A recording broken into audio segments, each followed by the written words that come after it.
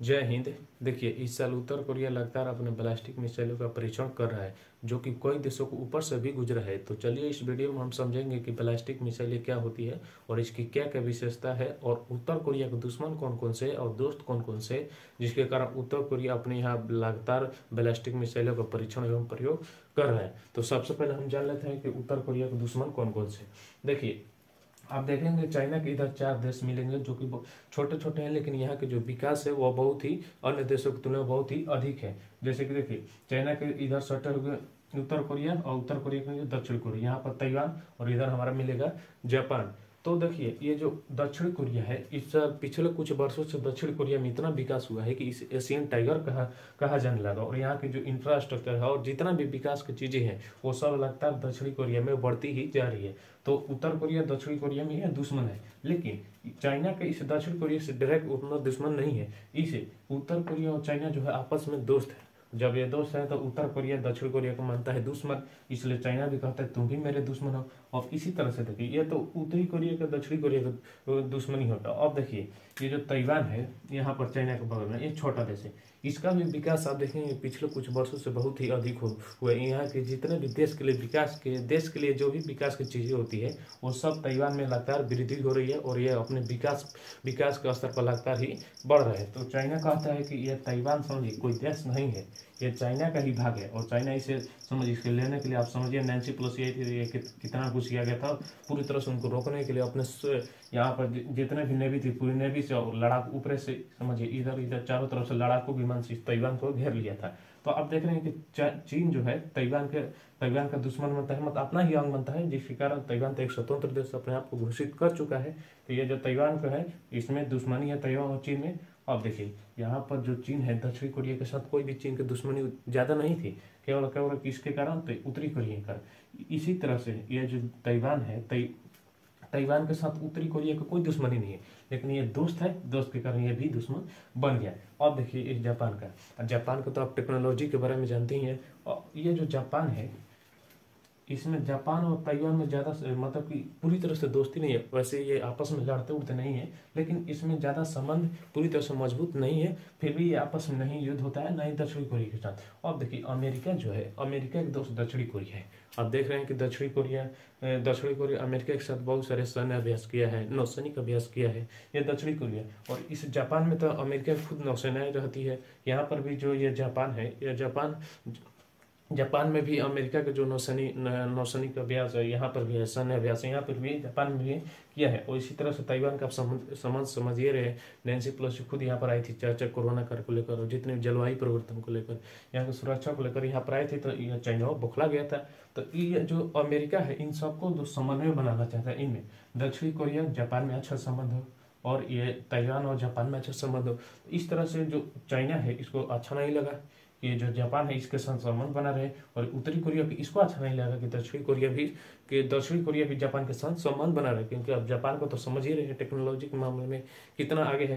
तो अब देखिए, ये इसका भी दुश्मन बन गया, जापान उत्तरी कोरिया का दुश्मन बन गया, और चीन भी जापान का भी दुश्मन बन गया। और अमेरिका तो इस जब नैन्सी पेलोसी यहाँ पर आई थी, जब अमेरिका ने अपने यहाँ नौसैनिक अभ्यास, सैन्य अभ्यास और ज़्यादा बढ़ाया है, तो अब समझिए चाइना और अमेरिका में पूरी तरह से दुश्मनी बढ़ गई। और ये जो उत्तरी कोरिया है ये भी उसके साथ, ये जापान के साथ और अमेरिका के साथ लगातार समझिए दुश्मनी इसका भी बढ़ गई है। और ये जो उत्तरी कोरिया है यहीं से अपने जो बैलिस्टिक मिसाइलों को परीक्षण कर रहा है, ये सीधे अमेरिका तक पहुंच जा रहा है।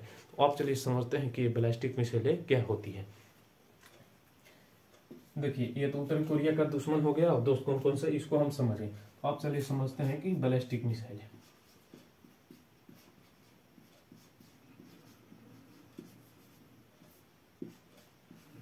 बैलिस्टिक मिसाइल, देखिए इसका आप पूरा नाम देखेंगे तो इसका पूरा नाम होता है इंटरकॉन्टिनेंटल बैलिस्टिक मिसाइल।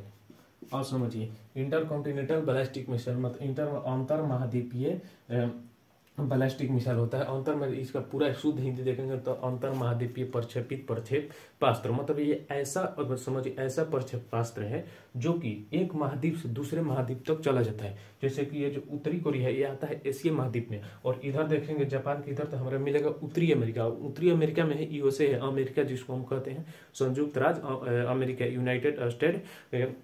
तो देखिए ये जो उत्तरी अमेरिका एक महाद्वीप से दूसरे महाद्वीप तक भेजने के लिए एक ही और एक ही मिसाइल है, वो है बैलिस्टिक मिसाइल, इंटरकॉन्टिनेंटल बैलिस्टिक, अंतर महाद्वीपीय, दो महाद्वीपों तक जोड़ने वाला, समझिए दो महाद्वीप तक जाने वाला ये ऐसा मिसाइल है। इसका रेंज बहुत ही अधिक होता है और इसकी लंबी दूरी के कारण ही ये उत्तरी कोरिया जो है यहाँ से छोड़ता है, समझिए यहाँ से इसे छोड़ता है, यहाँ से इसे छोड़ते हुए, और जापान के कई बार जापान के ऊपर से गया है, लेकिन जापान इसे नहीं मारा है क्योंकि ये जान है कि ये हमको बहुत ही डरा है, और इसको मारने के लिए जो भी अवरोधन होगी, जो भी इंटरसेप्टर होगा, उसका दाम बहुत ही अधिक होता है। तो जापान सोचता है कि हम क्या करें, ये इसको क्या मार के करेंगे, खुद जाने के डरा रहे हैं। इधर से होते हुए जापान के आर्थिक क्षेत्र को पार करते हुए उधर चला जाता है। कई बार तो ये जो उत्तरी कोरिया है ऐसे रेंज वाला बैलिस्टिक मिसाइल रखा है जो कि उत्तरी अमेरिका तक जा भी सकता है। तो देखिए अब हम समझते हैं ये जो बैलिस्टिक मिसाइल है, कुछ बैलिस्टिक मिसाइलों के नाम को समझते हैं। जैसे कि देखिए ये जो उत्तरी कोरिया के पास बैलिस्टिक मिसाइल है वो हावासोंग 14 है, हावासोंग 15 है, हावासोंग 12, इस तरह से हावासोंग करके बहुत सारे इस बैलिस्टिक मिसाइलों का श्रेणी इस उत्तर कोरिया के पास मौजूद है। और ये जो हावासोंग 14 है और 15 है, इसका प्रयोग जब नैन्सी पेलोसी यहाँ पर आई थी तो ये चाइना कह रहा था कि तुम यहाँ से इसका परीक्षण करो। तो नैन्सी पेलोसी के किसी तरह से रोकने के लिए या पूरी तरह से डराने के लिए दोनों लग गया था। ये यहाँ से बैलिस्टिक मिसाइलों का प्रयोग कर रहा था।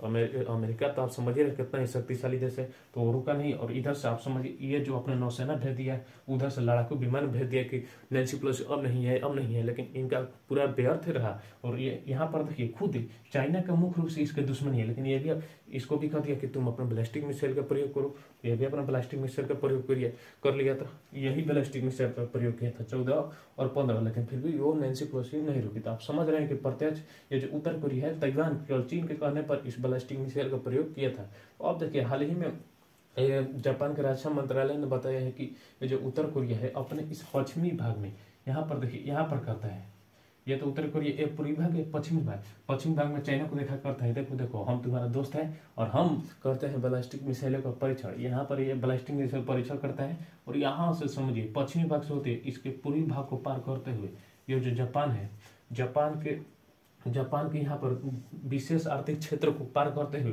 इधर जाकर प्रशांत महासागर में गिर जाता है। और ऐसा रेंज वाला रखा है कि जो उत्तरी महाद्वीप तक भी पहुंच सकता है।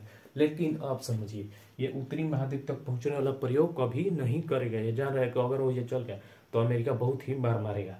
और लेकिन यह भी अमेरिका को बहुत धमका है क्योंकि अमेरिका जो है वह चाहता है कि दक्षिणी कोरिया जापान में अच्छा संबंध और बने, यहाँ पर जापान और ताइवान में अच्छा संबंध और बने, क्योंकि ये तो यहाँ पर एक दो जो तो आपस में समझ इनका दोस्ती पूरा दुनिया जानता है। इस तरह से कहता है आप तीनों लोग मिलकर ये अमेरिका का प्रयास है, जिसके कारण इसको देखना ही है। ये लगातार बैलिस्टिक मिसाइलों का प्रयोग कर रहे हैं और इस साल लगातार बहुत सारे बैलिस्टिक मिसाइलों का यह प्रयोग किया है, जिसके कारण ये कोरियाई द्वीप, देखिए कोरियाई द्वीप पर दो देश उत्तरी कोरिया और दक्षिण कोरिया, इन पर भी तनाव लगातार बढ़ रहा है। और इसी कारण क्योंकि यह उत्तर कोरिया लगातार बैलिस्टिक मिसाइलों का प्रयोग कर रहे हैं। अब देखिए ये जो बैलिस्टिक मिसाइलें होती है ये बहुत हाइट पर जाते हैं और बहुत ही स्पीड से जाते हैं। वो बहुत हाइट पर जाएंगे तो इसको मारना भी बहुत कठिन हो जाता है और स्पीड भी इसके उतना ही है और इसको लेकर बहुत सारी कठिनाइयों को देखा जाता है। जैसे कि आप देखिए एक बैलिस्टिक मिसाइल है JL3, ये जो बैलिस्टिक मिसाइल है अमूमन आप देखेंगे बैलिस्टिक मिसाइल का जो रेंज होता है वह